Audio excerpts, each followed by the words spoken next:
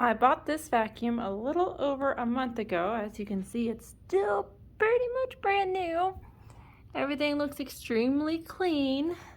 The filter, which is under here, is also really clean. Oh, let me get that back on there real quick. The bristles, super clean.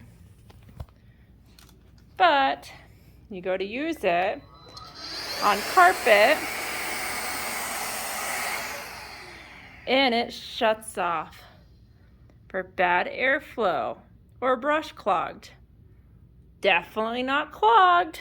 This is the worst vacuum ever. You can't turn it up to any higher speeds. It doesn't work.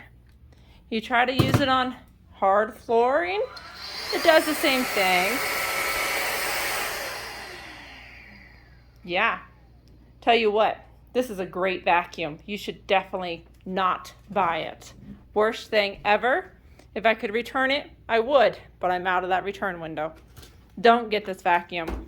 Before it was doing this, we tried to buy it, or we tried to use it on hard flooring, and you still couldn't get up to max speed.